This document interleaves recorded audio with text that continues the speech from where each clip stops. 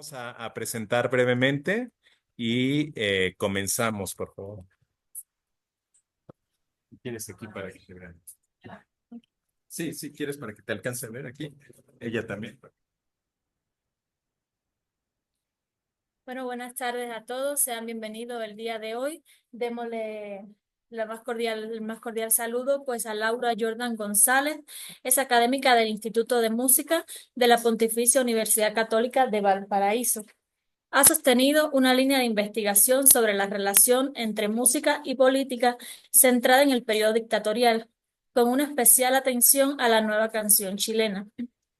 Es coautora junto con Andrea Salazar Vega del libro Trafiuncantum, Cantos cruzados entre Garrido y Curilem, y coordinó con Pablo Alabarces Canción con Todos, Culturas Populares, Subalternidades y Decolonialidades en América Latina. Actualmente lidera el proyecto Culturas del Cassette, Tecnología, Escucha y Participación, que aborda usos pasados y presentes de este formato sonoro.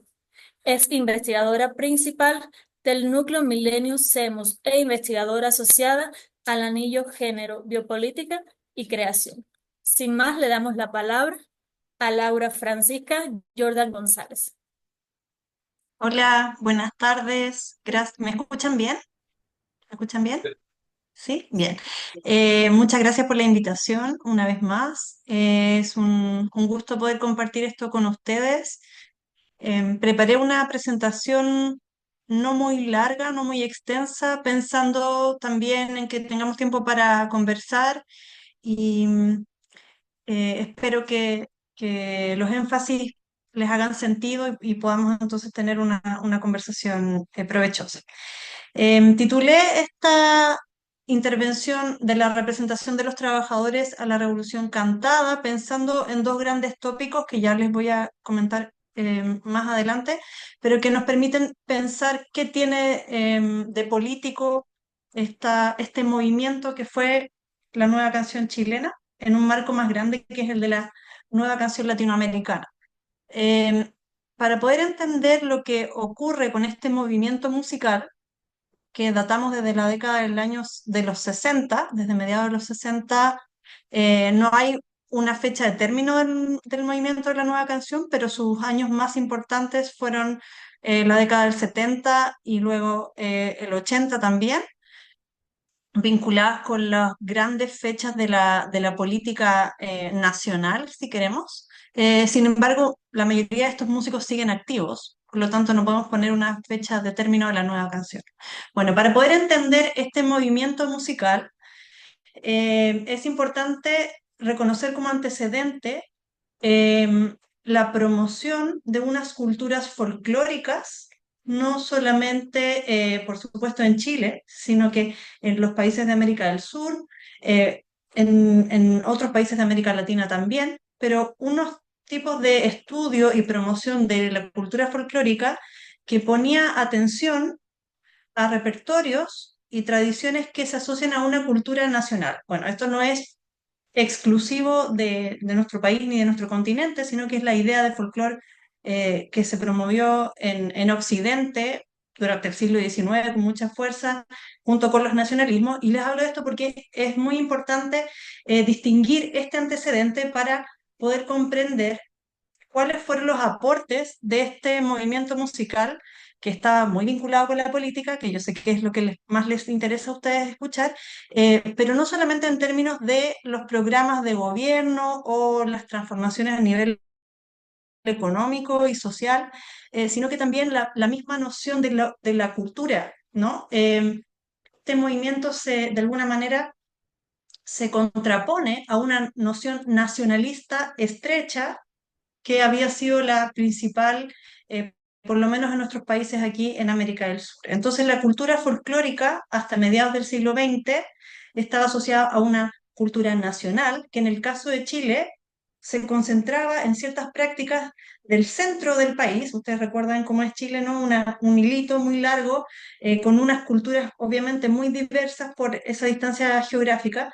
Y la cultura nacional entonces estaba vinculada a unas herencias y tradiciones hispanas, eh, algunas otras mestizas, pero con una total o virtualmente completa omisión de las culturas indígenas y de otros tipos de culturas migrantes que podrían haber estado en este territorio. Entonces, ese es el contexto en el cual aparece este movimiento de la nueva canción, tanto en Chile como en Argentina, en Uruguay, y también se esparce hacia otros países cercanos, ¿no? Entonces, es la contraposición a esta cultura nacional con fuerte raigambre hispana y también una idealización de la cultura rural, que es algo también común a otros espacios donde se desarrolla la cultura folclórica en Occidente.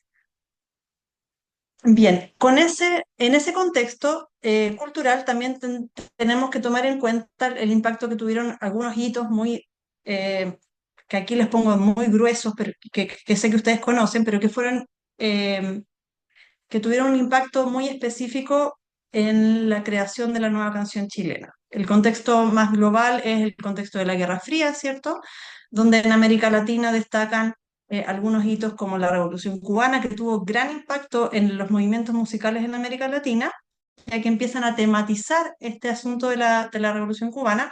También las reformas universitarias que ocurren más o menos de manera simultánea aquí en Valparaíso, allá en México y luego en París. Fue después en París, ¿cierto? También las reformas agrarias que se estaban promoviendo en Chile y también en países vecinos. En el caso de Chile, se estaban avanzando, por lo menos desde la década del 50, y cada vez los gobiernos que eh, fueron volviéndose cada vez más progresistas, si queremos, empujaron los límites de esas reformas agrarias hasta que ya en el gobierno de Salvador Allende se transformó, por supuesto, en un peligro para las oligarquías y los terratenientes, ¿no? Bueno, estas reformas agrarias son muy importantes porque aparecen también como una nueva aproximación al mundo de lo rural y que se tematiza en las canciones. Ya no es un mundo rural idealizado como los espacios de recreo de las aristocracias y oligarquías, sino que el mundo rural como un espacio del trabajo campesino, es un espacio que se empieza a reclamar eh, desde el derecho a la tierra y eso impacta también, por supuesto, en estas canciones folclóricas. Y en el caso de Chile, por supuesto, el gran hito de este gobierno revolucionario, pero por la vía democrática, ¿no? Que empieza a capturar y a incorporar a artistas de distintas disciplinas a su proyecto antes de ganar las elecciones.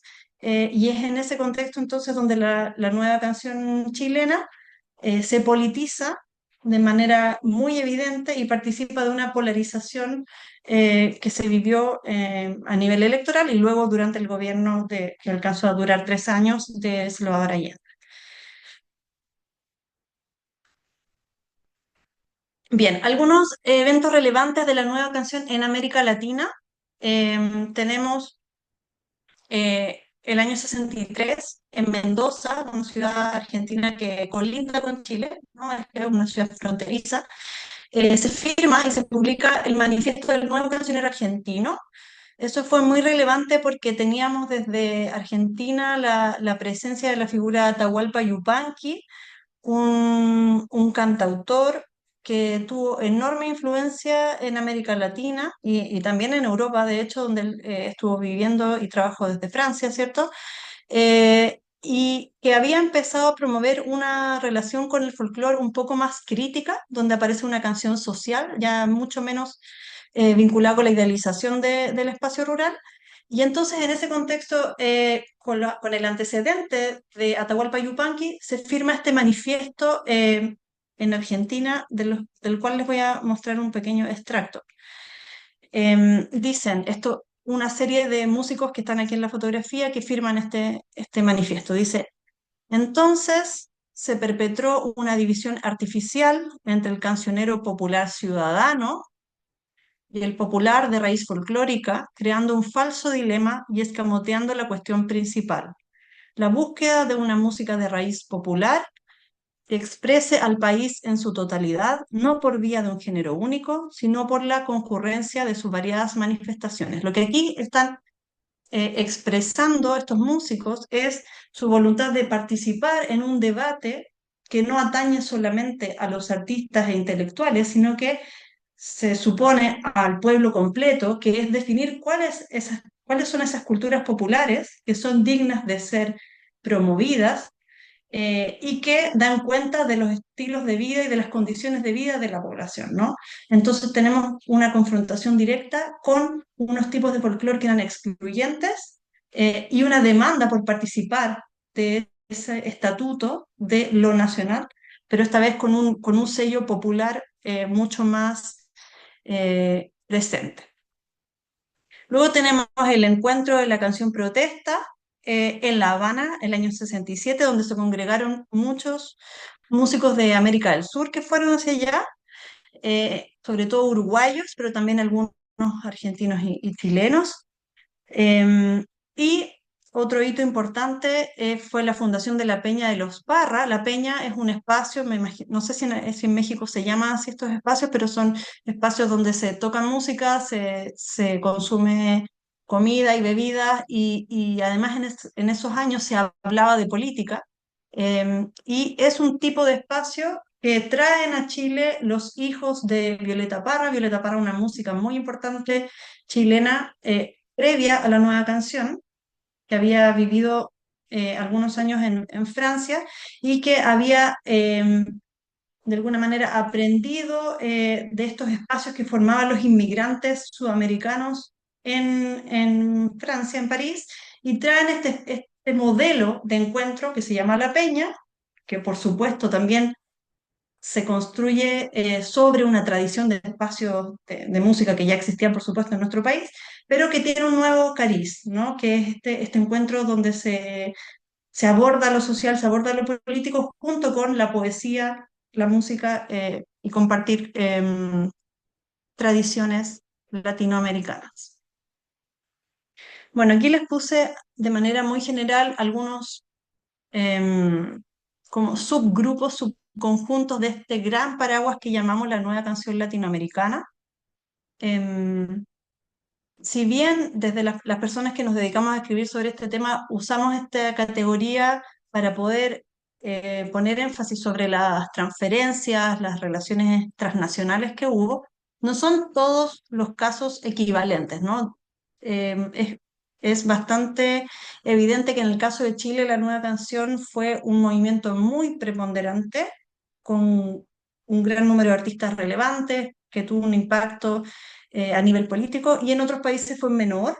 Sin embargo, es importante tomar en cuenta que estos músicos estuvieron siempre estableciendo relaciones internacionales, moviéndose entre países y también compartiendo repertorios y preocupaciones y reuniones y una serie de actividades que hace imposible pensarlo como una música nacional, ¿no? Es una música eminentemente internacional y también con este cariz latinoamericano. Entonces, bueno, en el caso de Chile tenemos la nueva canción chilena, donde destaca como un hito el primer festival de la nueva canción chilena, que es donde surge el nombre, que fue el año 69 en la Universidad Católica en Santiago.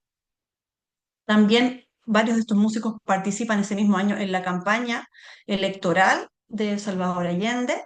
Y también tenemos como antecedente importante el impacto de la música de Violeta Parra, que es esta música cantautora de la que les hablé recién, que fue una música de gran relevancia porque ella puso en los medios de masa, en la radio sobre todo, unas músicas folclóricas con un carácter ya social. Ella fue militante del Partido Comunista y ya entonces transforma un poco el contenido lírico de estas canciones folclóricas. Y fue un antecedente muy importante para la generación posterior, que es la generación de la nueva canción.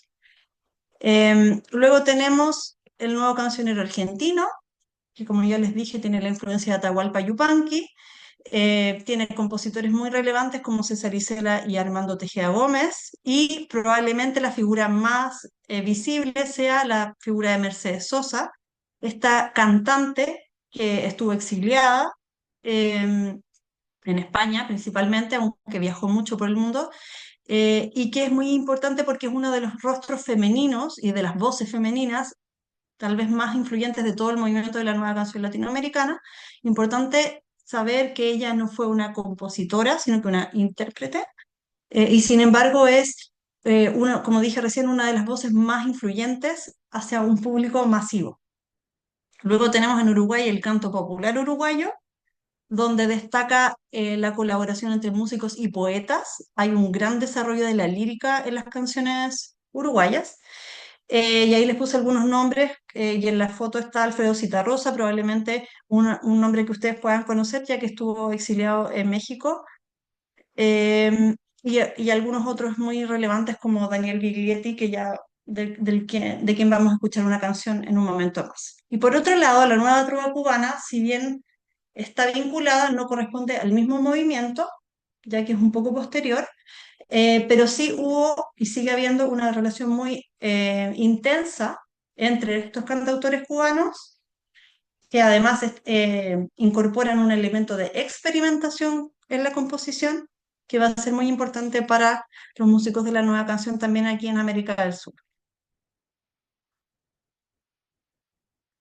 Bien, ¿cuáles son las características principales de la nueva canción? En el caso de Chile, les voy a hablar principalmente, tenemos la participación en este movimiento de compositores académicos. No sé cómo les llaman en México, pero bueno, académicos, doctos, clásicos, bueno, hay una serie de nombres, eruditos les dicen también, estos compositores que estudian en la universidad y que escriben sus partituras, que comienzan a colaborar con músicos populares, y esto es muy relevante porque generan una serie de obras que en la musicología llamamos obras de gran envergadura, es decir, obras largas con un concepto, a veces una historia, y específicamente una proliferación de cantatas, que es una forma larga con varias canciones y recitados, que van contando una historia larga y que sirvió justamente para recuperar historias de la política, sí, como historias populares de la lucha obrera y de otros temas importantes para la militancia. También hubo misas con componente latinoamericano, con instrumentos latinoamericanos y oratorios. Otro elemento importante de la música es que en la nueva canción hay un gran foco en la música andina. No sé qué tan familiarizados estarán ustedes con este concepto, pero bueno, Chile pertenece al grupo de países andinos. Obviamente tenemos toda la cordillera de los Andes que es uno de nuestros límites naturales. Sin embargo, no se considera nuestra cultura una cultura principalmente andina, ¿no? Solamente es el norte de Chile que colinda con Bolivia y Perú, que pertenece a esta zona de influencia aymara y quechua y antiguamente inca, ¿cierto? Y sin embargo, con la nueva canción ocurre que se toma la cultura del norte de Chile y de Bolivia y de Perú, y se incorpora como el principal referente cultural. Esto es muy importante, quizás les parece como que no tiene nada que ver con la política, pero tiene mucho que ver porque eso implica que hay una movilización de imágenes de ciertos sujetos populares por sobre otros, ¿no?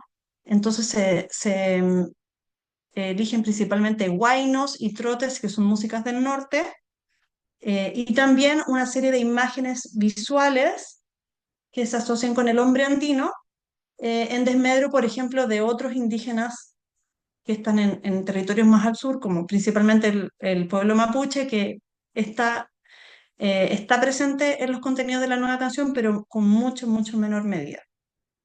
También hay una instrumentación, refiero a los instrumentos musicales, que se vuelve emblemática de la nueva canción y que también corresponde a instrumentos de esta zona andina, que son la quena, la zampoña o sikus en Aymara, el charango y otros instrumentos como el bombo, legüero, que este es el punto que viene a continuación, corresponden a un grupo instrumental nuevo.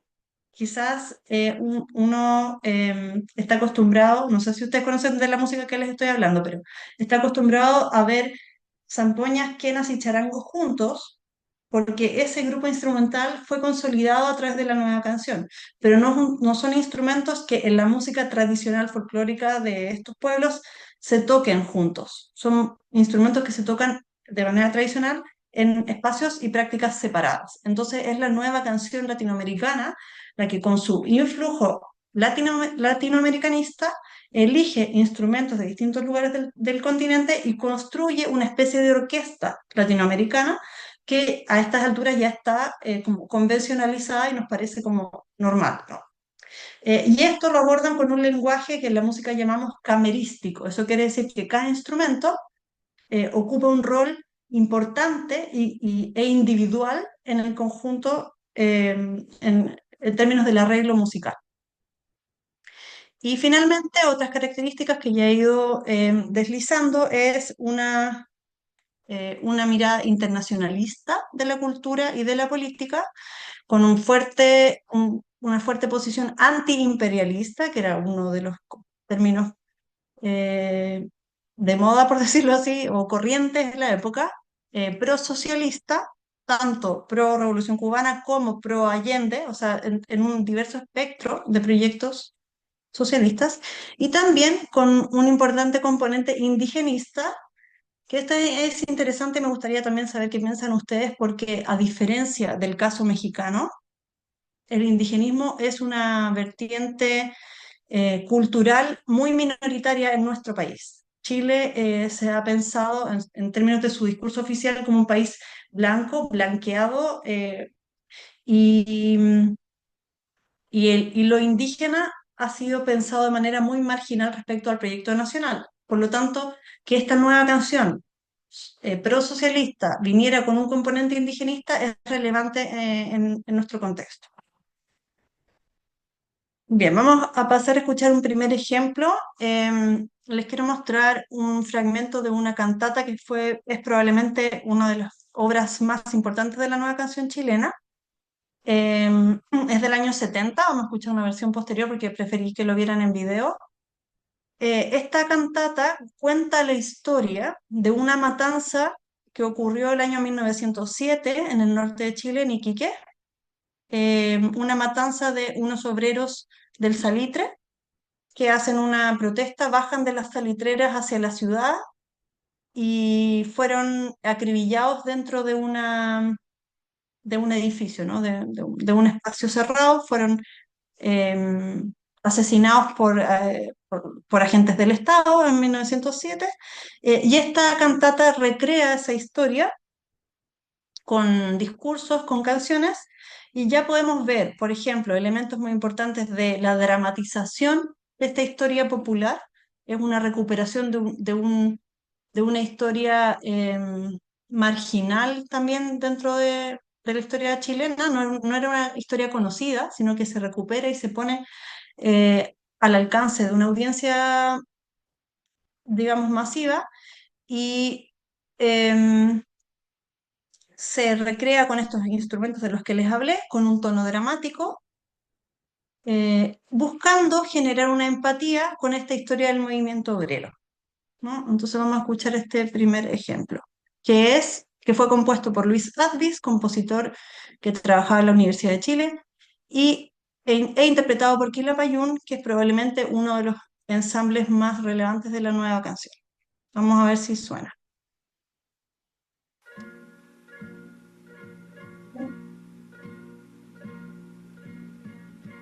Vamos, mujer, partamos a la ciudad, todo será distinto, no hay que dudar, no hay que dudar, confía, ya vas a ver, porque Niki, que todos van a entender.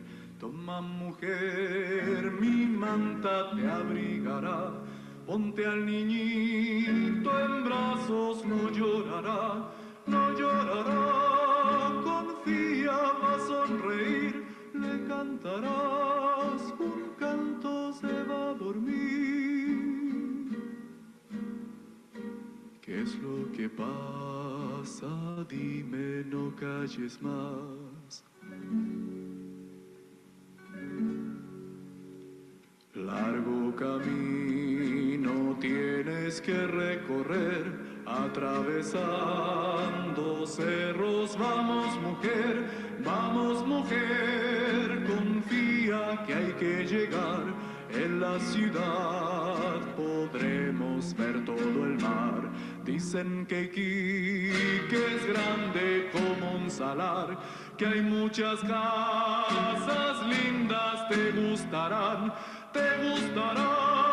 Confía como que hay Dios allá en el puerto, todo va a ser mejor. ¿Qué es lo que pasa? Dime, no calles más.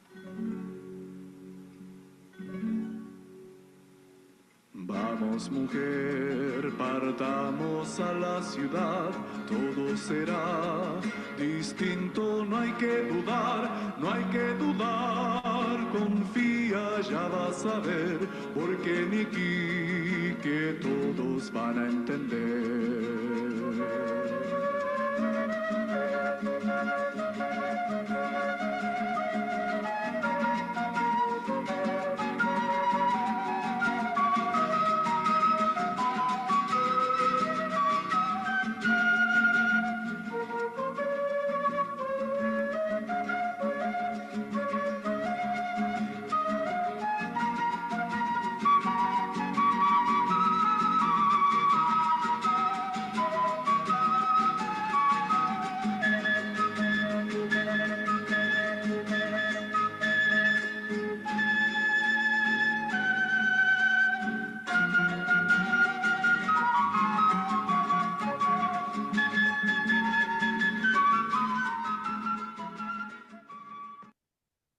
Bueno, sigue, pero lo que me interesa demostrarles de ese extracto es, por una parte, esta vocación de narrar y de hacer una memoria de la historia obrera. También me gustaría que pudiéramos observar el estilo musical que hay en la nueva canción, donde hay un gran interés en que la letra, por supuesto, sea comprendida, pero también un trabajo muy minucioso a nivel instrumental, ya que sobre todo aquellos músicos que eran militantes, muchos de ellos del Partido Comunista, tenían un interés en, entre comillas, elevar el nivel cultural del pueblo, cuestión que por supuesto nos puede parecer muy problemática, pero que tenía que ver con sus posibilidades de contribuir a un horizonte de mejoría para las clases populares.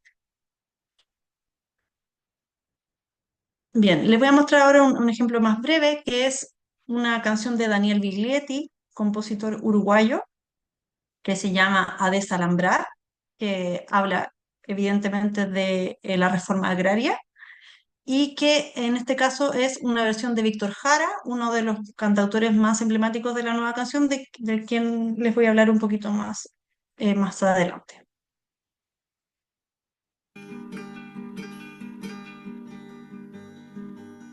Yo pregunto a los presentes si no se han puesto a pensar que esta tierra es de nosotros y no del que tenga más.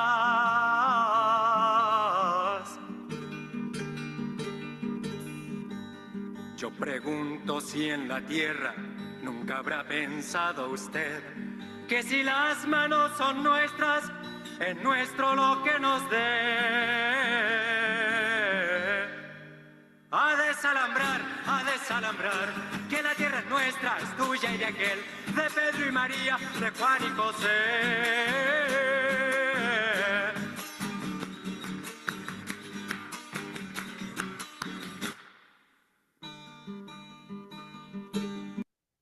Bien, no tenemos tiempo para escuchar todos los ejemplos completos, pero ahí ya tienen una idea de lo explícito que es el mensaje de su relación con unas ideas como básicas marxistas, ¿no? De esta contradicción de tener la riqueza que producen las manos, pero saber que eso es enajenado por los propietarios y que aparece entonces trabajado en esta canción a nivel poético por Daniel Biglietti y que hace sentido en distintos espacios de América Latina en ese momento. También aquí les quiero mostrar un ejemplo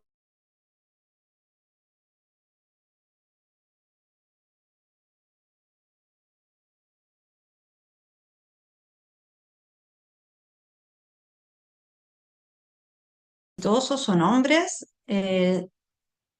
tanto solistas como grupos conformados, conformados exclusivamente por hombres, y sin embargo hubo un par de mujeres que también estaban haciendo canciones y participando en la escena pública. Una de ellas fue Isabel Parra, que está viva todavía, y que en esta canción nos muestra la dimensión reflexiva donde los artistas de la nueva canción están pensando cuál es el papel que tienen que jugar los artistas en este contexto revolucionario.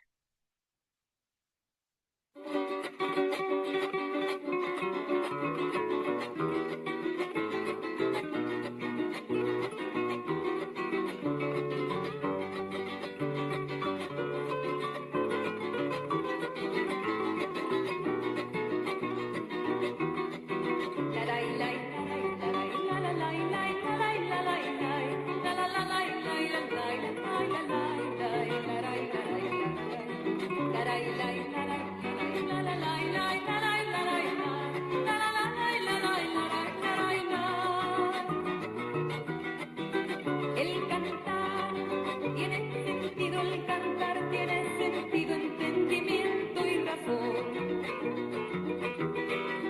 El cantar tiene sentido, oye mi amor, entendimiento y razón. La buena pronunciación, el instrumento, el oído. La buena pronunciación, oye Julián, el instrumento, el oído.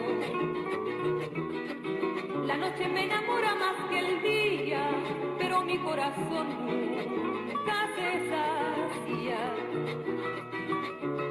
La noche me enamora más que el día, pero mi corazón nunca se sacia. De sentir el paso de la luna que en el silencio de la sombra viaja.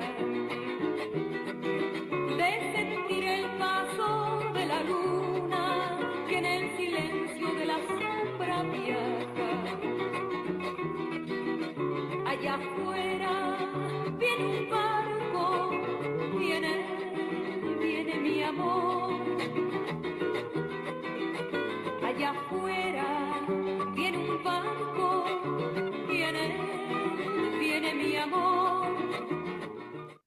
Bueno, en este caso lo que podemos observar es la construcción de un estilo musical que se alimenta de una tradición poética presente en España y en América, que viene del romancero, de una serie de prácticas orales de poesía popular, donde hay tópicos como el amor, ¿cierto? La relación con la naturaleza, y sin embargo, sin romper con esa tradición, se intenta, a través de distintos procedimientos metafóricos, dotar a esa poesía de una crítica, ¿ya? En algunos casos más explícitas y en otros casos menos, pero una de las tareas importantes que se plantearon estos músicos fue poder hacer canciones con contenido político que fueran al mismo tiempo poéticas, ¿no? Que tuvieran una cierta calidad creativa. Y el último ejemplo en esta tanda, una canción de Víctor Jara. Les voy a mostrar un ejemplo en vivo, creo que también es más entretenido, supongo, para ustedes, del grupo Inti Illimani, que fue otro de los grupos más relevantes de este movimiento. Este es un registro del año 74, tomado en Italia, y es una canción también con vocación latinoamericanista que cuenta las las precariedades de los trabajadores racializados, podríamos decir hoy. No, obviamente no ese es el término que se usaba en ese momento, pero cuenta una historia con la cual se podría sentir identificada una gran parte de la población latinoamericana, probablemente. Entonces vamos a ver si va bien. Che lui, morto in conseguenza del colpo militare. È suo il testo della prossima canzone che parla della vita dei latinoamericani in California all'epoca della fiebre dell'oro. En la época de la fiebre del oro, ¿cierto? El oro en California. El galgo terrible a matar niños morenos, y aparte la cabalgata, la jauría se desata, exterminando chilenos. Ay, ¿qué haremos? Ay, ¿qué haremos? Y aparte la cabalgata, ay, ¿qué haremos? Ay, ¿qué haremos? Y con el rifle en la mano disparan al mexicano y matan al panameño en la mitad de su sueño. Ya matan a los chilenos, ay, ¿qué haremos? Ay, ¿qué haremos? En la mitad de su sueño, ay, ¿qué haremos? Ay, ¿qué haremos? Buscan la sangre y el oro, los lobos de San Francisco golpean a las mujeres y queman los cobertizos. Ya parte la cabalgata, ay, ¿qué haremos? Ay, ¿qué haremos? Exterminando chilenos, ay, ¿qué haremos? Ay, ¿qué haremos? Bien, en el caso de este ejemplo me interesan varios elementos, además de la letra,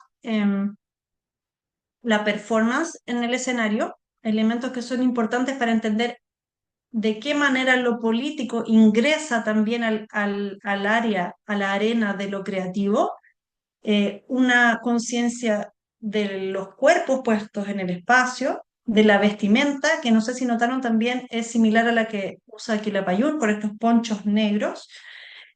También muy interesante en esta canción que les mostré es el tratamiento de las voces, con mucho detalle en los matices, que no es un asunto solo como precioso, sino que permite una comunicación mucho más sensible con la audiencia. Y eso es lo que quiero que retengan, ¿no? Es como la nueva canción va generando algunas estrategias para poder acercar discursos políticos a una audiencia a través de recursos propios de la música, ¿no? Que es la dramatización armónica, pero también estos matices en las voces y en los instrumentos.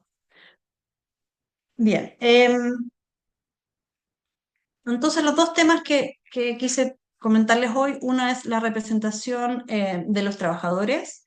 Lo que podemos ver de manera transversal en el repertorio de la nueva canción es que hay una idealización del sujeto obrero, un sujeto que es el protagonista de las transformaciones sociales que se están viviendo en Chile y en otros lugares del continente, y sobre todo en el caso de Chile un énfasis en la figura del minero, ya que la minería sigue siendo hasta el día de hoy una de las principales, la principal en realidad fuente económica del Estado. Además, recordemos que Salvador Allende nacionalizó el cobre, entonces era una consigna muy importante y muchas canciones hablan de los mineros. También es importante saber que estas minas de cobre están en el norte de Chile también, no pertenecen a toda la geografía del país, entonces hay una mirada hacia el norte en busca de estas figuras emblemáticas. También hay una imaginación del campesino, que ya les mostré en algunas de las canciones, pero me parece muy importante que por la divulgación de ciertos como preceptos marxistas, el campesino no se considera un sujeto eminentemente político. Se describe sus condiciones precarias, se habla de la reforma agraria. Sin embargo, el verdadero protagonista es el proletario, son los obreros. Entonces hay una mirada muy urbana y un poco desconectada de lo que era gran parte de la población y del pueblo, ¿no? Entre comillas. Eso es interesante a nivel de las canciones. También el recurso al indigenismo para representar al campesino, ¿no? La idea de que lo indígena está como mezclado, confundido con lo campesino. Y como ya les expliqué antes, hay un recurso a representar el hombre andino y no así otros sujetos indígenas del país. Hay algunas excepciones, por ejemplo, el caso del grupo Iyapu, que también estuvo, de hecho, exiliado en México, que sí ha ido elaborando canciones en torno al sujeto mapuche. Les puedo hablar de eso si tenemos tiempo después, pero es marginal en el contexto de la nueva canción. Otros elementos interesantes para pensar en el trabajo como temática de las canciones, pero también de la actividad artística, es que, por un lado, se representan a los trabajadores como sujetos de las canciones, pero por otro lado, estos músicos, en muchas instancias en las que se presentan y son entrevistados, problematizan cuál es el rol que debe cumplir un artista en el contexto de un proceso revolucionario. Y hay algunas citas que son como muy conocidas, por ejemplo, de Víctor Jara, explicando que él no es un artista, sino que un trabajador de la cultura. Y en ese sentido, con este cambio terminológico, si queremos, también pone en crisis cuáles son nuestras ideas en el sentido común de qué es un artista, ¿no? Se alejan de la noción de la genialidad del artista, por ejemplo, y también reclama un lugar como desde una lógica material, si queremos, de qué tipo de labor es la que desarrollan estas personas, poniéndose entonces a la par de otros tipos de labor, de oficio. Por otro lado, varios de estos grupos musicales pusieron en práctica algunas actividades que podríamos tal vez pensar en términos experimentales, donde se alejan de una creación individual, que es la más común en la música, no como un compositor o compositora que genera una obra para que otros la toquen, e intentaron desarrollar algunas prácticas de creación colectiva. Y en ese sentido también se problematiza y se elaboran propuestas que tienen que ver con el trabajo cultural, ¿no? ¿Cómo nos organizamos para trabajar y producir esto que es una obra musical que contribuye a este proceso? Y por último, algo que creo que es mucho menos evidente, pero que igual lo podemos observar en algunos pequeños registros, algunas fuentes, algunas experiencias, que es pensar que el pueblo no es solamente el destinatario de las canciones, sino que también puede ser un protagonista de la creación.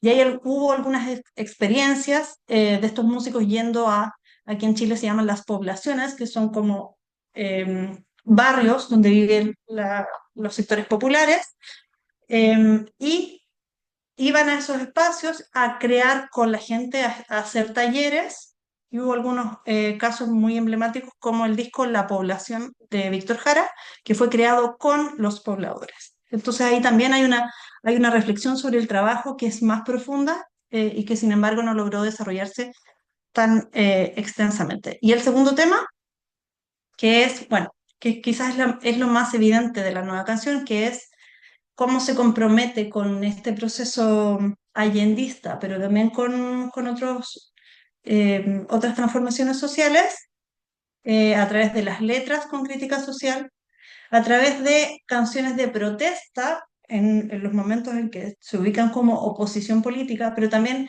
canciones militantes que están hechas como explícitamente para incluso hacer propaganda, como puse un poquito más abajo. Luego está esta dimensión que es la invención de este sonido latinoamericanista a través de la creación de este conjunto instrumental híbrido, compuesto no solo de instrumentos de distintos lugares del continente, sino que también de géneros musicales que habían sido hasta entonces pensados como géneros nacionales y que ahora se consideran como parte de un acervo común, ¿no? En el caso de la canción de Isabel Parra que les mostré, corresponde a un ritmo venezolano, con un instrumento venezolano, pero que es apropiado y se considera como parte de la cultura propia ahora, ¿no? La cultura latinoamericana es la cultura de todos estos artistas. Y por último, les puse este tema, a lo mejor lo podemos discutir, que es imaginar lo popular, ¿no? El pueblo, lo que remite al pueblo, em, en en una perspectiva que no se contente con la homología, o sea, es decir, a cada pueblo le corresponde su cultura, que es lo que se espera del folclore, ¿no? Como una cultura que representa esencialmente a un pueblo, que es muy problemático, sino que también pensar lo popular como un espacio de elaboración del futuro, ¿no? Un espacio de fantasía de cómo quisiéramos que sea el mundo, un mundo mejor, un mundo más justo, y en ese sentido no es solo una reproducción de lo popular, sino que una imaginación de lo popular posible que se da en algunos casos más experimentales. No sé cómo estamos de tiempo, pero tengo un par de ejemplos más, ¿me dicen? ¿Sigo? Le muestro los ejemplos y... Sí, sigue, nosotros aquí tenemos tiempo. Bien, bien. Les quiero mostrar entonces un par de ejemplos más antes de cerrar. En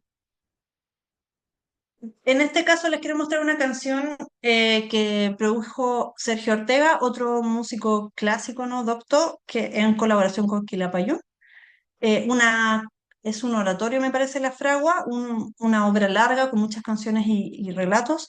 Y en este caso la canción La Merluza, no sé si ustedes tienen merluza, bueno, un tipo de pescado que se estaba promoviendo en el contexto de la Unidad Popular para que el pueblo comprara más pescado, que era algo que no, hasta el día de hoy no está tan expandido, ¿no? Que tiene que ver con optimizar una relación entre la economía de los pescadores artesanales y lo que come la familia popular. Entonces había una política cultural, no solo cultural, política económica también, en algún sentido, de promover el consumo de la merluza y tenemos entonces esta canción que sale para apoyar esa política. Entonces podríamos ubicarla como un tipo de canción militante que está supeditada a la política, en este caso estatal. Entonces vamos a escuchar este tipo de canciones que también se produjeron. Pucha, qué asco este pescado, gallo. ¿Te cachai?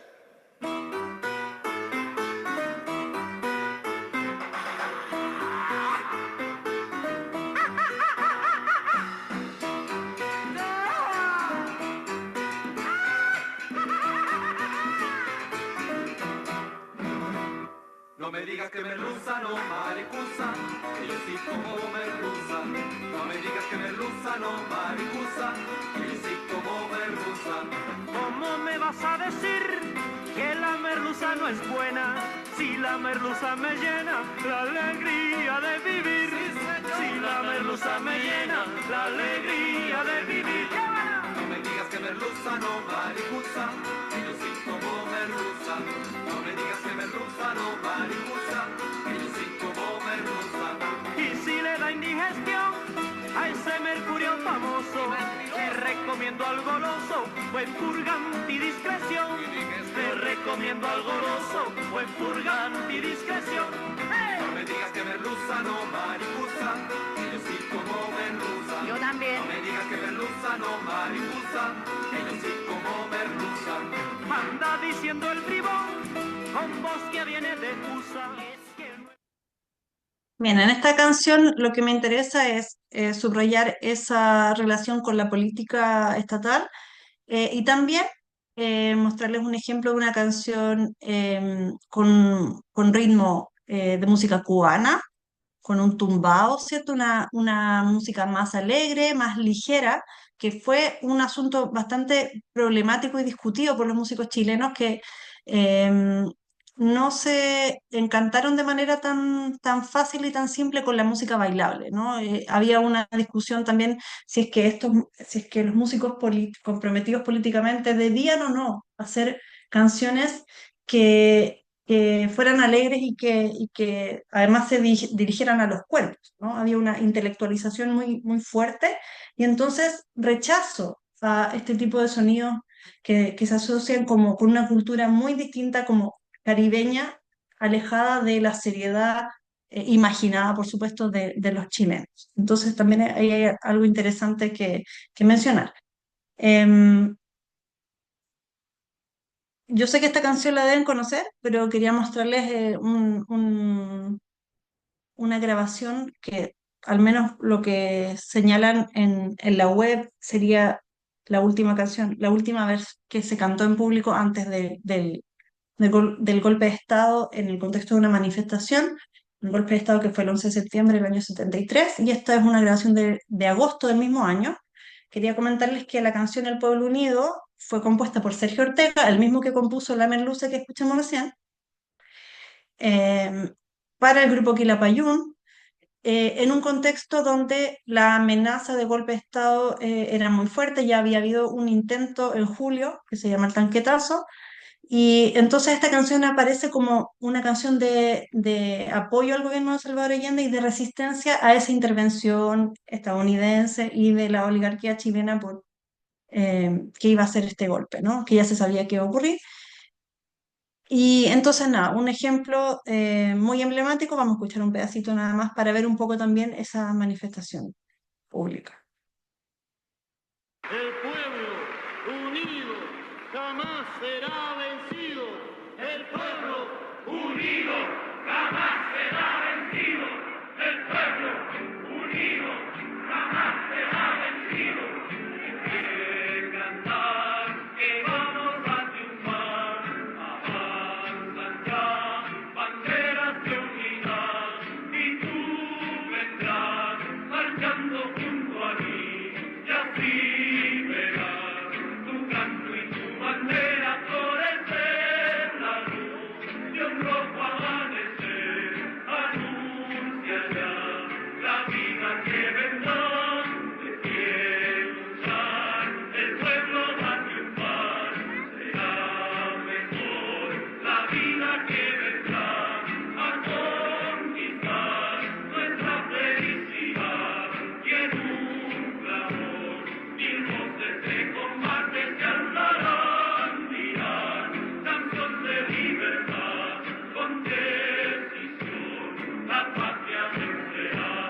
Y ahora el pueblo que se alza en la lucha con voz de gigante gritando adelante. El pueblo unido jamás será vencido. El pueblo unido jamás será vencido. La patria está forjando la unidad. Bueno, nada más agregar respecto a esta canción, que no sé si la habrán visto, pero hay un documental que hicieron unos colegas que se llama Himno, que aborda la historia de esta canción y cómo se internacionalizó. Lo recomiendo mucho. No sé si habrá pasado por algún cine de allá, pero está en Vimeo On Demand y lo recomiendo totalmente. Himno se llama la película. Bueno, voy a ir terminando. El año 73, entonces, el 11 de septiembre, hubo un golpe de Estado que inició una dictadura de 17 años, y también empieza el exilio para muchos de estos músicos. La mayoría de los más importantes músicos de la nueva canción van exiliados. En el caso de Víctor Jara, fue asesinado pocos días después del golpe. Se transformó también en un símbolo de la opresión de la dictadura de Pinochet. Se hicieron documentales, canciones, libros, una serie de producción artística en torno a la figura de Víctor Jara. También importante, bueno, mencionar que hubo desde el golpe en adelante allanamientos, quemas de libros y de discos, censura más o menos directa, autocensura, gente que enterró discos, y por lo tanto lo que ocurre con la música de la nueva canción después del golpe de Estado es bien opuesto. O sea, generó una serie de prácticas culturales muy distintas después del golpe de Estado dentro de Chile. Pero por otro lado, el musicólogo e historiador Javier Rodríguez, que ha abordado el caso de los músicos exiliados en Europa, él dice que el golpe de Estado, en lugar de ser un quiebre en esta producción cultural, fue un acelerante de unos procesos creativos que ya estaban ocurriendo desde antes, en los términos que yo les conté y también en otras dimensiones. Eh, Desde ese momento en adelante también estos músicos empiezan a participar de la solidaridad internacional con el pueblo chileno en contra de la dictadura. Hay una primera etapa en que siguen reproduciendo las mismas canciones de la Unidad Popular, que también es lo que las audiencias pedían, pero luego, ya hacia los 80, empieza un trabajo creativo donde los músicos empiezan a reflexionar sobre su condición de exiliados.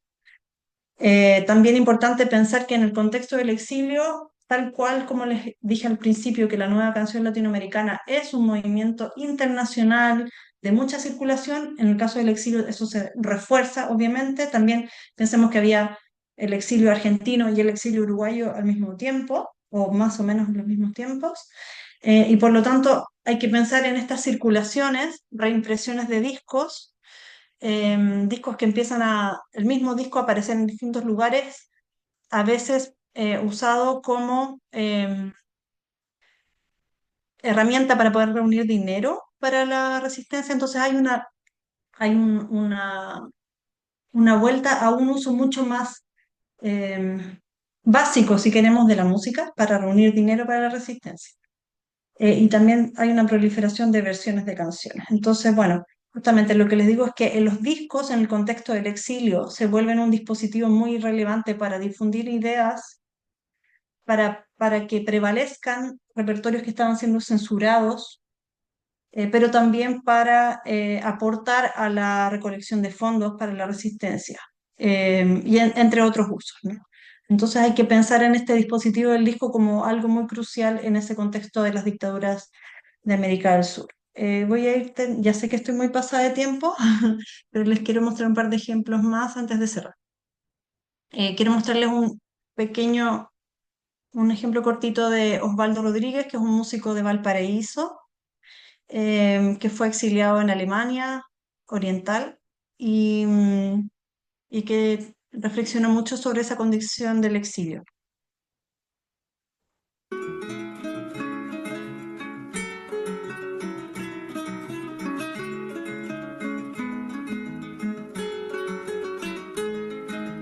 En un viejo libro donde yo pude leer, hombres, nombres hoy perdidos me hicieron saber que más adelante en el mundo reinará un tiempo más justo que debemos esperar. Ha llegado aquel famoso tiempo de vivir. Ha llegado aquel famoso tiempo de vivir. Bien. Vamos a terminar con con dos ejemplos del grupo Caraxú. La mayoría de los ejemplos que les he mostrado pertenecen a músicos que fueron o militantes del Partido Comunista o muy cercanos al Partido Comunista. Algunos músicos por ejemplo, de Yapu también estuvieron cercanos al Partido Socialista, que eran partidos de gobierno, no de Allende. Pero también hubo algunos músicos que estuvieron más cercanos al MIR, que fue un movimiento revolucionario, un partido revolucionario que no participó oficialmente de la Unidad Popular, que tuvo una posición como más crítica, y que en el contexto del exilio también desarrollan otro tipo de estrategias de organización política, más vinculado con la resistencia armada directamente desde el principio de la dictadura. Y hubo un grupo importante que fue Caraxú, que estuvo radicado en Francia y donde participó Patricio Mas, uno de los músicos de la nueva canción también muy importante. Y les quiero mostrar dos ejemplos de Caraxú para terminar. En este caso, esta pieza se llama La resistencia se organiza. La resistencia se refiere en este caso específicamente a como dije recién, a la estrategia de respuesta del MIR a la dictadura, que fue resistir de manera armada desde el principio y de hecho la orden original era no exiliarse, sino que permanecer y resistir. Eh, y entonces esta noción de resistencia es muy específica en el caso del MIR y quiero mostrarles cómo eso se recrea de manera instrumental, ¿no? Cómo se imagina la resistencia solo con sonidos instrumentales y no con palabras.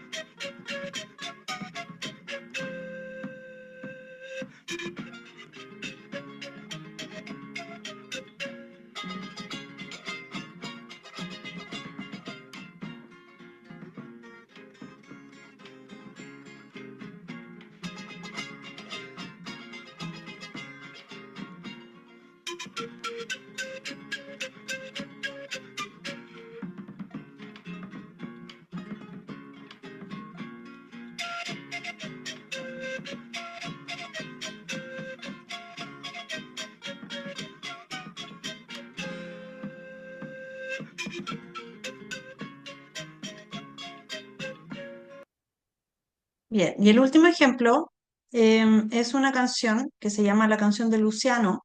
Es una canción que escribió Patricio Mans en homenaje a Luciano Cruz, que fue un militante del MIR que fue asesinado durante la Unidad Popular. Y quiero mostrarles un fragmento de esta canción y luego mostrarles cómo ese mismo fragmento es transformado en una nueva canción que va a ser también compuesta por Patricio Mans, pero ya no para el MIR, sino que para un nuevo movimiento político, o no es un movimiento, es una organización política que es el Frente Patriótico Manuel Rodríguez, que fue un ala armada del Partido Comunista que se fundó el año 83 y que no sé si sabrán un poco de esta historia, pero que hizo algunas intervenciones armadas durante la dictadura, entre ellas un intento de asesinato de Pinochet, ¿cierto? Que no resultó, ¿cierto? Que fracasó como acción política, pero que es muy emblemático porque fue un enfrentamiento muy relevante. Ay, me salió una cosa. Bien, escuchemos este. Perdón, ¿qué hago? Me salió una ventana de luz. No, perdón, me apareció algo de antivirus, nada que ver. Ya, ahí está. Entonces, la canción a Luciano Cruz, un fragmento.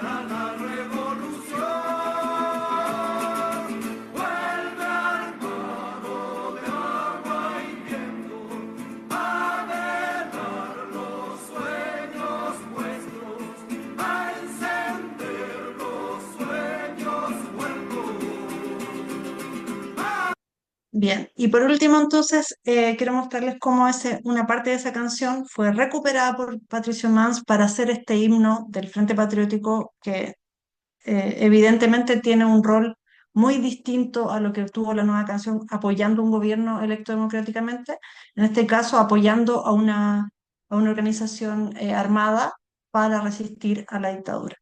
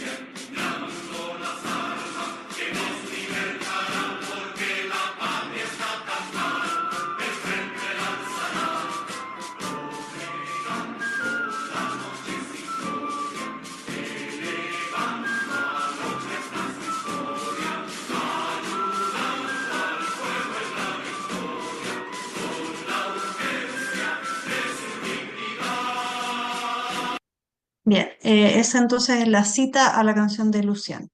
Y entonces cierro con esto. Lo que les he tratado de mostrar hoy es cómo la nueva canción chilena, en el marco de la nueva canción latinoamericana, fue un movimiento que expresó un compromiso político explícito con las transformaciones socialistas en distintos casos, y ese compromiso se expresó a distintos niveles. Por un lado, a través de la militancia de ciertos músicos, a través de las letras de las canciones que, tomando una vertiente folclórica, problematizaron el retrato de lo popular y específicamente de lo rural, e incorporaron representaciones de las luchas urbanas y del obrero en el contexto chileno. También otra forma, otro nivel en el que se expresa ese compromiso es a través de esta propuesta latinoamericanista que les mostré a través de los instrumentos, de los géneros y de las temáticas que van abordando. También hubo algunas experiencias participativas, como las que les comenté en las poblaciones, que podríamos pensar como también una forma de expresión del compromiso político. Y por último, recalcar que hay una producción de distintos tipos de obras musicales, algunas canciones muy poéticas y de gran como, elevación creativa, y también otras canciones que son proselitistas, que son más sencillas y que respondieron a una necesidad política de esa coyuntura. Bueno, eso es lo que les tenía para mostrar. Gracias por su atención.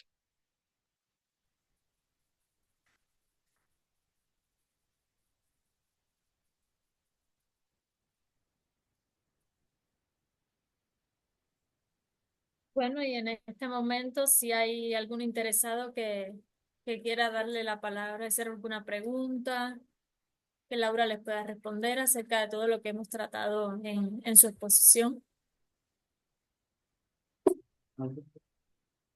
Acá tenemos una. Sí. Sí, bueno, en este contexto de la dictadura y ¿cómo sucedía esto de la venta de discos y las reimpresiones? Porque me imagino que dentro de la censura sí debe de ser difícil, ¿no? Gracias por la pregunta. Mire, eso me permite hablar de mi proyecto de investigación actual.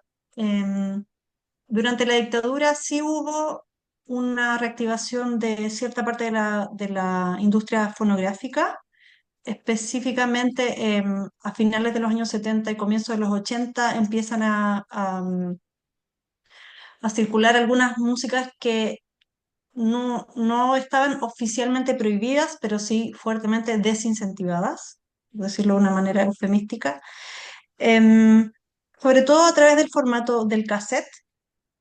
Estoy hablando principalmente del sello Alerce, que fue un sello que, si mal no recuerdo, empezó el año 76 con algunas producciones y luego va creciendo.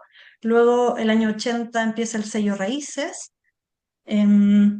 Por otro lado, eso es en términos de la producción oficial. que es lo que responde a tu pregunta sobre la reimpresión. De todas maneras, yo me refería, tal vez no lo dije muy claramente, a reimpresiones en distintos países, sobre todo del exilio y de la solidaridad internacional. Pero igual hubo, de todas maneras, alguna producción local, pero lo más relevante fue la circulación informal de cassettes copiados. Eso es lo que estoy investigando.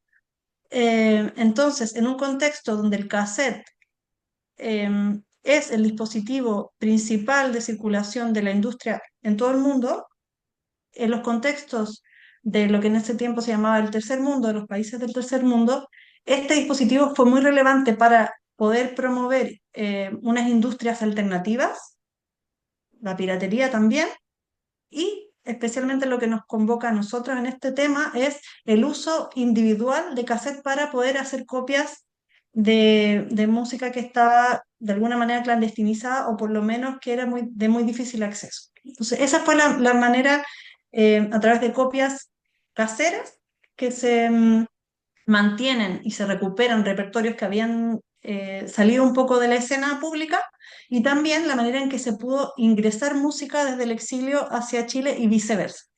Entonces eso es principalmente a través de una circulación informal. Muchísimas gracias. ¿Alguien más que quiera compartir alguna pregunta?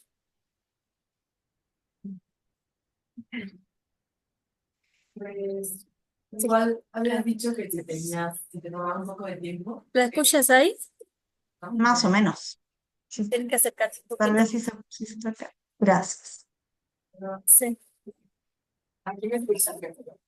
¿Escuchas acá? A ver, Creo que tratemos.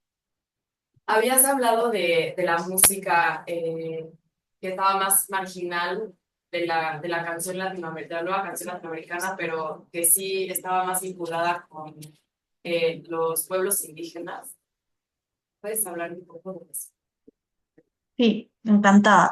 Me referí específicamente al grupo Iyapu, que es un grupo que pertenece a la nueva canción, es de una generación un poquito más joven que los que les mostré hoy.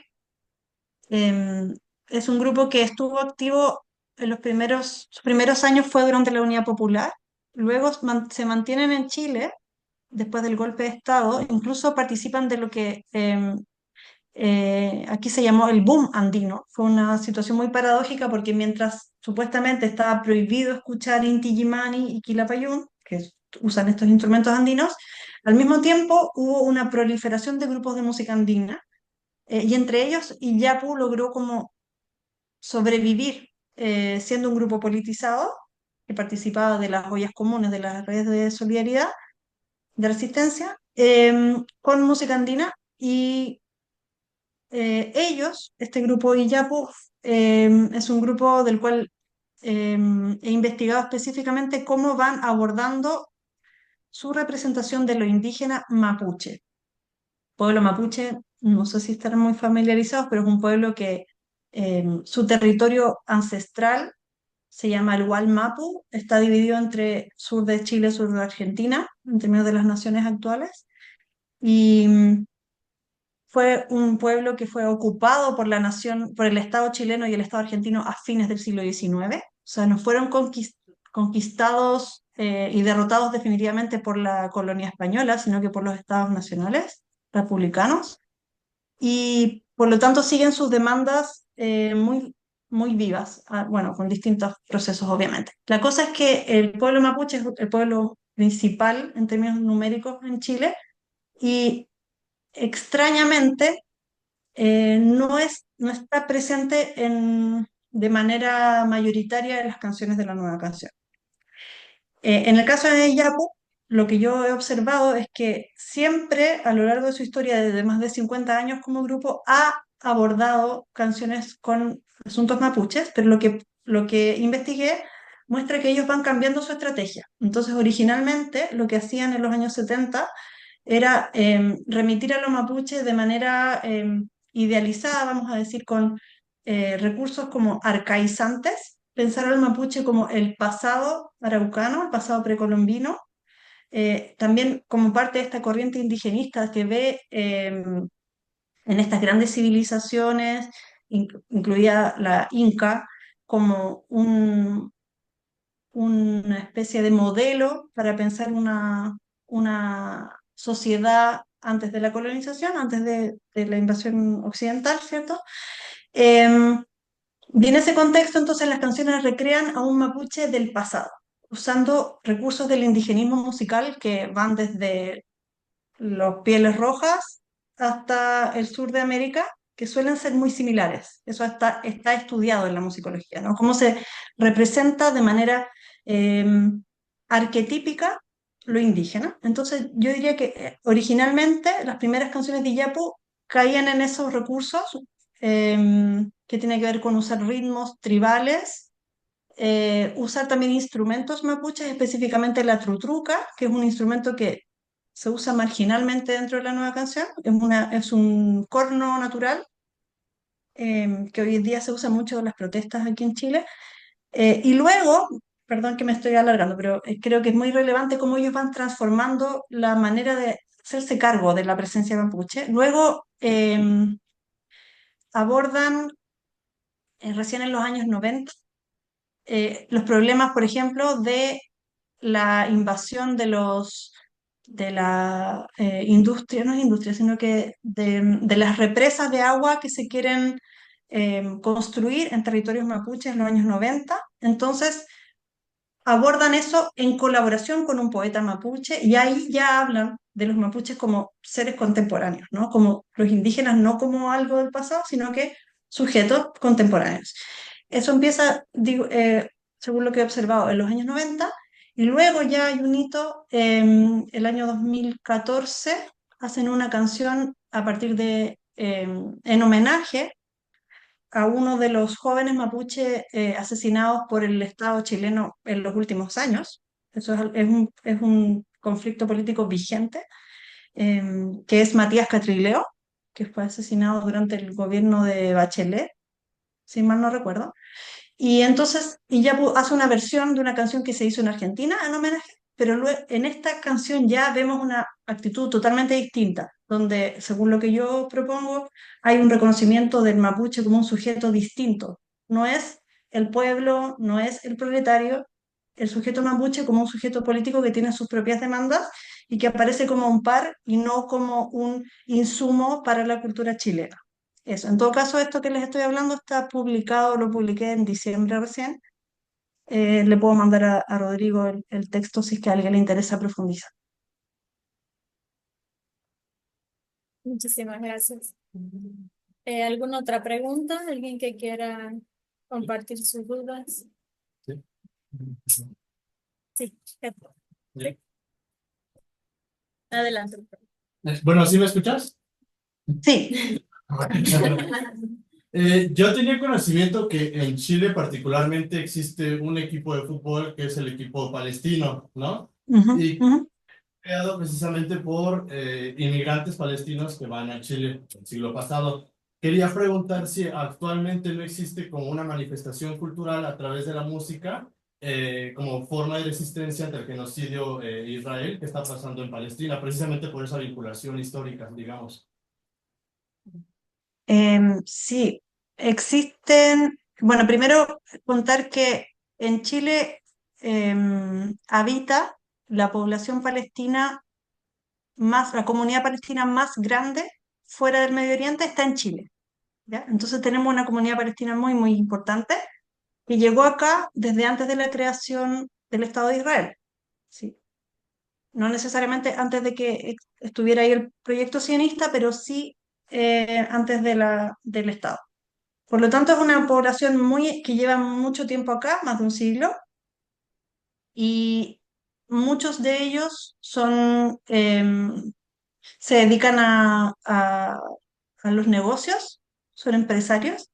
Entonces, lo que quiero decir es que una parte importante de la comunidad palestina está asociada al empresariado y no necesariamente tiene visiones progresistas en términos, bueno, políticos de lo que hemos estado hablando, ¿ya? Es muy interesante porque en este contexto, donde hoy en día la situación en Palestina es uno de los temas políticos internacionales más vigorosos, la posición de la comunidad palestina no es tan clara en Chile. Sí es clara en términos de defender su historia en términos nacionales, pero no necesariamente en términos de producir un discurso político de izquierdas, ¿ya? Que a lo mejor en otros lugares es más claro. Ahora, dicho eso, sí lo hay, sí, también lo hay, no es, diría yo que no es lo principal de la comunidad palestina, pero sí lo hay. Y recientemente hay también producción cultural, sobre todo en el ámbito del hip hop. Quisiera mencionar, quizás el caso más emblemático es Ana Tijoux, que es una rapera muy importante chilena que lleva años hablando de este asunto de Palestina.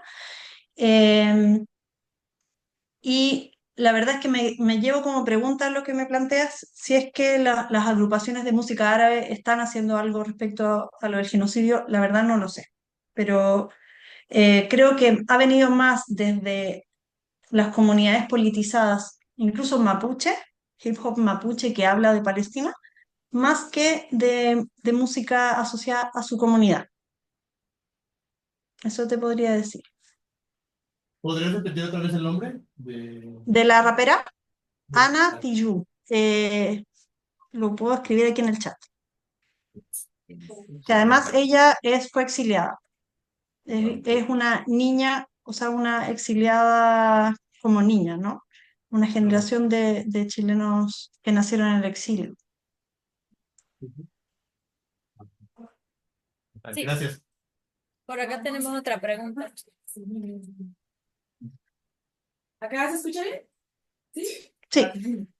Quería preguntarte sobre cómo, desde las ciencias sociales, cuál ha sido tu experiencia, tal vez a nivel metodológico, al estudiar pues, la música y el arte, porque creo que hay muchas posturas que defienden que pues hasta cierto punto no puedes analizar mucho el arte, ¿no? Porque no se puede como racionalizar demasiado, entonces solo como cómo has trabajado tú con el arte y también pensando un poco en que justo como los ejemplos que nos ponías pues son a veces muy propagandísticos, ¿no? Como muy literales y no sé, como qué debates, qué debates has visto dentro de los compositores como sobre eso, ¿no? Como es que no hay que ser tan literales, como que hay que dejar como un poco a la imaginación, pero sobre eso.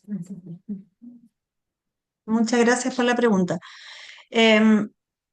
Bueno, justamente los ejemplos que les quise mostrar hoy buscaban mostrar distintos niveles en los que podemos analizar esta relación entre música y política. En mi experiencia, bueno, yo me desarrollo como musicóloga, toda mi formación ha sido en la musicología, entonces hay metodologías específicas para analizar música que también se pueden usar para analizar música política, obviamente. Entonces, analizar la armonía, analizar la forma de la canción, un poco la performance, que es algo que les quise mostrar un poco con las voces. Em, yo pienso que esas metodologías es necesario usarlas para complejizar, para complicar la discusión sobre música y política. Lo que yo me he encontrado, ya que llevo mucho tiempo estudiando esto, es que sobre todo desde otras disciplinas, desde la historia, desde la sociología, desde las comunicaciones, muchas veces encontramos una postura tal vez ingenua, o no sé si esa es la mejor palabra, pero bueno, la voy a dejar ahí entre comillas, para analizar canciones donde lees la letra de la canción y dice, por ejemplo, el pueblo unido jamás será vencido. Entonces los artistas creen que el pueblo unido, el pueblo tiene que estar unido para no ser vencido. Eh, Me he encontrado mucho con ese tipo de interpretaciones que obviamente no nos llevan muy lejos, ¿sí? No dudo que hay algo en esas letras que es muy explícito y que parte de las audiencias la reciben así, ¿no? Pero justamente nuestro desafío metodológico y en cuanto a las preguntas de investigación, apunta más bien a preguntarnos qué otros aspectos de lo político están ahí. Entonces, por ejemplo, lo que les insistí respecto a los instrumentos, respecto a los géneros musicales, eh, incluso a quienes participan, qué tipo de sujetos son los que están ahí participando. Son todos índices de lo político, la forma de organización del grupo. Eso, por otro lado, no quiero dejar de mencionar que en los estudios musicales hay no todos, no estamos de acuerdo todos, pero hay una línea de análisis que reconoce que las audiencias suelen desarrollar prácticas a veces paradójicas con los repertorios que escuchan, ¿no? Eso implica que el contenido de lo que dice la canción no te dice que la persona que lo está escuchando afirma ese contenido. Uno puede tener una relación humorística con lo que está escuchando. Uno puede tener una relación incluso de oponerse a la letra y aún así bailar la canción, que eso es algo que se desarrolla mucho desde el pensamiento feminista, ¿no? ¿Cómo podemos bailar, vacilar, decimos aquí en Chile, como gozar una canción que habla de la opresión contra las mujeres y aún así pasarlo bien? Es porque la letra no se recibe de manera irreflexiva. Entonces ahí hay un área también muy importante a considerar en las metodologías de investigación. Por lo tanto, lo que quiero decir es que hay una parte de lo político que no lo vamos a encontrar analizando las canciones como textos, ¿no? Como texto incluso incluyendo la melodía y todo eso, sino ir a metodologías participativas, donde podamos como reconocer cuáles son los usos que las personas dan a esas canciones. Eso. Gracias. Muchísimas gracias. ¿Alguien más tenga alguna pregunta que quiera compartir? Sí, tenemos otra por acá. Por acá te veo. Hola. Es un poco en el sentido de los usos que la gente le daba a la música. Me preguntaba cómo era que escucharan la música y a través de qué dispositivos, en general la población. Entiendo que mencionaste la parte de la fonografía, pero también me preguntaba en qué espacios era que los escuchaban, si iban a conciertos, qué tan comunes eran los conciertos, o incluso la difusión de la música a través de los intérpretes, ¿no? O sea, que estaba como la música escrita, pero había una persona que llegaba y tocaba. Y así también, en cuanto a los instrumentos, quería ver si nos puedes contar un poquito más de la historia de cómo se habían congregado como ese tipo de instrumentos en específico y cómo se asentaron. También como qué tan fácil era conseguir instrumentos, qué tan fácil era interpretarlos, porque entiendo como que las percusiones son un poco más como de fácil acceso, ¿no? Más que como cuerdas o incluso flautas, no sé. Y pues ahí está. Bueno,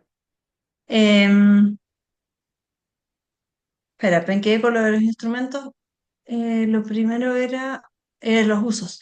Bien, francamente, que yo sepa, no hay investigación detallada de cómo se escuchaba la música durante la Unidad Popular, ni antes, ¿no? Sabemos que de manera gruesa que el principal medio es la radio, ¿ya? El principal medio es la radio. También algunas de estas músicas pasaban por televisión. Por ejemplo, una música instrumental de Inti Illimani era la cortina del noticiero del Canal Nacional. Por lo tanto, ahí hay una llegada masiva de ese sonido, por lo menos, ¿ya? Por otra parte, tenemos, por ejemplo, el investigador Javier Rodríguez, un colega con el que colaboro mucho, investigó en algún momento qué música se hacía en las fábricas, los grupos de trabajadores que tenían sus conjuntos y no tocaban nada de nueva canción, ¿ya? La nueva canción, parece ser, es una música que era más escuchada por los estudiantes universitarios, porque eran esos espacios, los espacios donde nacen estos conjuntos y además donde siguen haciéndose peñas, que es este formato del que les hablé, eh, y también, por supuesto, en sectores militantes. Entonces, no tenemos una certeza de que esta música haya sido masiva o mayoritaria, probablemente no lo fue durante la Unidad Popular. Lo que sí es que se masifica o tiene un impulso con el golpe de Estado, bueno, paradójico, pero tiene un impulso porque se masifica internacionalmente a través de las redes de la solidaridad. Respecto a los dispositivos, justamente en mi proyecto sobre cassette estamos intentando entender en qué momento llegan los cassettes y sus aparatos. El cassette empieza el año 64 internacionalmente, pero lo más probable es que se haya usado el disco de vinilo, el tocadiscos, hasta bien entrado a los 70, hacia finales de los 70. Eso. Y luego, como dije, eran grabadoras de cassette que se usaban en las casas, pero no tenemos registros tan acabados sobre cuán masivo fue eso. Yo diría entonces que es la radio el principal medio. Y respecto a los instrumentos, em, probablemente fue Violeta Parra la que empezó a usar el charango de manera más masiva aquí en Chile, que fue en los años 50. Los instrumentos que vieron en los videos, por ejemplo, las zampoñas o sikus y las quenas, se usan en el norte de Chile y empezaron a usarse de manera masiva también en los años 60. Esas se traían a Santiago desde el norte, bueno, por tierra. Ahora, respecto a la percusión, no es tan sencillo conseguir justamente un bombo legüero, que son esos tambores que aparecían en los videos, que los traían de Argentina. Es un instrumento de bastante difícil acceso, un bombo legüero, que tiene que tener un sonido suficiente, se llama legüero porque va a la legua, o sea, conduce el sonido muy lejos. Ese instrumento es difícil de acceso. Y luego, claro, hemos investigado con Javier Rodríguez y Stefano Gavagnini en Italia cómo circulan algunos instrumentos internacionalmente en algunas pequeñas tiendas que vendían cosas latinoamericanas y ahí circulan zampoñas. Por ejemplo, también tengo registro de cómo Iyapu, que estuvo antes de estar exiliado en México, estuvo exiliado en Francia y se cartea con unos grupos de exiliados en Australia y dicen como, oye, ¿dónde podemos conseguir cañas de las zampoñas? Y se mandan de un lado al otro del mundo de manera muy como singular, porque no había una gran industria, un mercado, digamos, que difundiera estos instrumentos étnicos. Entonces, yo diría que la circulación de instrumentos es mucho más puntual y habría que rastrear redes personales. Eso, respecto a los instrumentos. Muchas gracias por ese dato.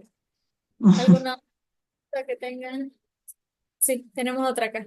Sí, para que escuche. Es que, bueno, se me viene un poco a la cabeza que la nueva canción chilena puede estudiarse como un hecho social, como en el sentido durkheimiano, ¿no? O sea, algo colectivo. No sé si me escuchas. Más o menos, tal vez si te acercas un poco. Sí. Quítale el micrófono, ponle aquí. Ah, ok, este. Tiene que ser acá. Aquí el micrófono es de esta. Ajá, tiene que Ah, ser solo ok. Me acerco. Acá si quieres. O aquí al lado mío, no pasa nada. Ay, perdón.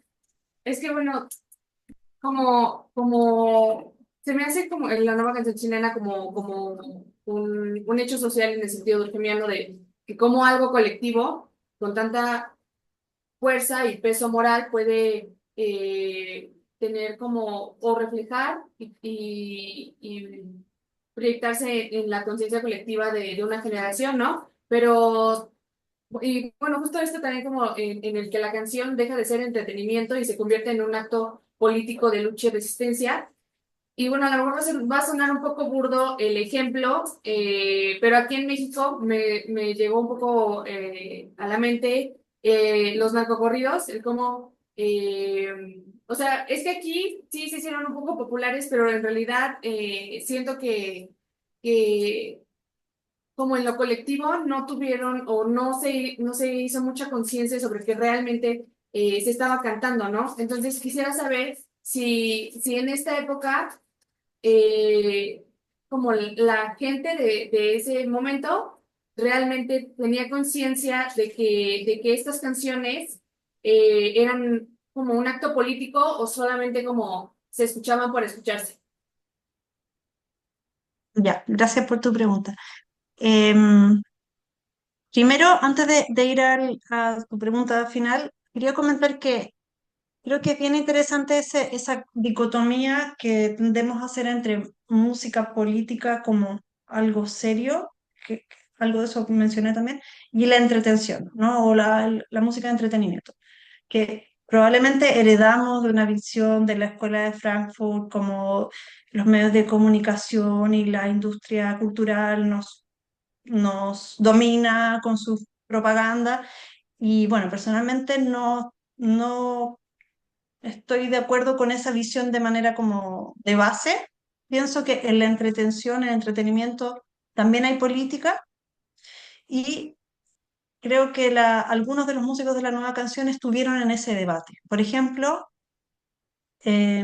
Víctor Jara tuvo algunas colaboraciones con un grupo de rock que se llama Los Blobs, pero debatieron mucho si es que correspondía o no incluir guitarra eléctrica en la música política en ese momento, porque la guitarra era asociada al imperialismo yanqui. Entonces, pero no solo eso, porque sino también era como la guitarra, el hedonismo, eh, una serie de juicios que hacemos sobre los gustos populares finalmente. Entonces ahí hay un problema bien interesante cuando pensamos en música política, sobre todo música de izquierdas que tiende a pensar en el pueblo como un destinatario o tal vez como un par. eh, a menudo encontramos una mirada de desdén hacia los gustos del pueblo. Entonces, ahí yo me quedaría como con ese problema, ¿no? ¿Qué hacemos con esa dicotomía entre lo verdaderamente político y el entretenimiento? Ahora, respecto... Ay, me olvidé cuál era la pregunta final. Perdón. Lo de la percepción de... De las canciones, sí. Yo diría que los registros que tenemos de la recepción de esos contenidos políticos es que fue muy explícita porque hubo como una batalla, digamos, entre músicos de izquierda y músicos conservadores, uno de ellos que después fue funcionario del gobierno militar, Benjamín Maquena, de un grupo muy emblemático de derecha que se llama los Guasos Quincheros. Y ellos hacían como casi como una batalla, una canción cada uno, no explícitamente en el mismo lugar, pero sí se enviaban, bueno, como hacen ahora en la música urbana, ¿no? Como iban y venían sus como confrontaciones a través de canciones. Es decir, que yo no creo que mucha gente haya escuchado estas canciones sin saber de qué se trataba.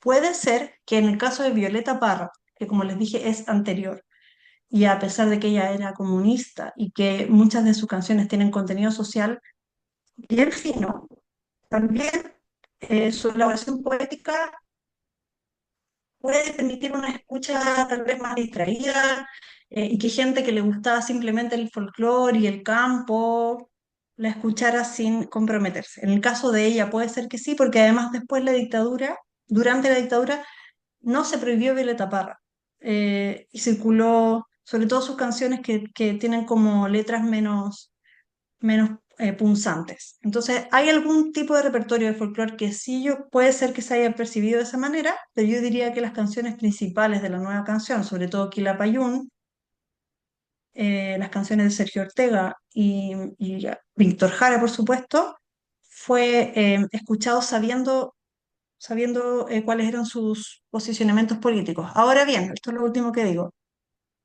También sabemos que gente de derecha escuchaba esta música, pero no significa que no supieran lo que estaba diciendo, sino que entra en el campo de lo que yo les decía, de que no todas nuestras escuchas son escuchas afirmativas de los discursos que tienen. Se sabe de manera como informal de militares que en los allanamientos se llevaban los discos a sus casas y los guardaban, ¿no? Y los escuchaban. Entonces, eso, también tenemos que admitir esos usos que no son tan puros, que son opacos un poco a la investigación, pero que son parte de las prácticas sociales.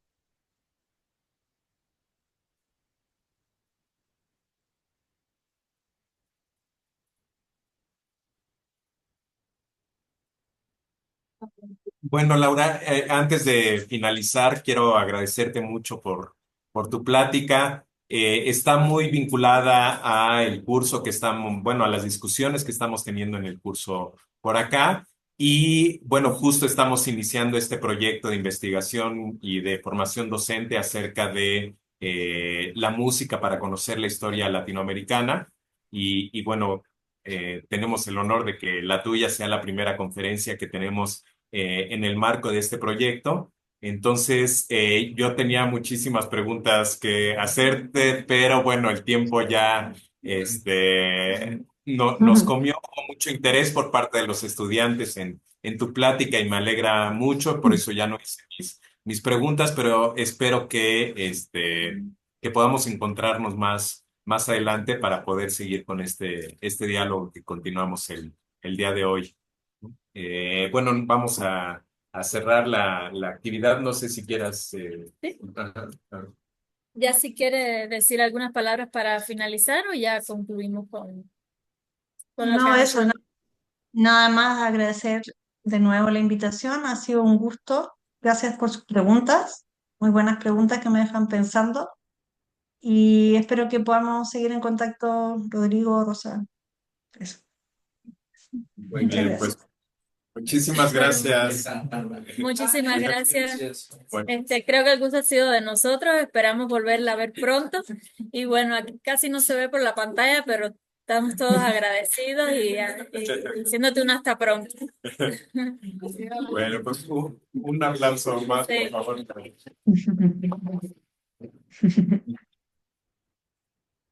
Muchas gracias.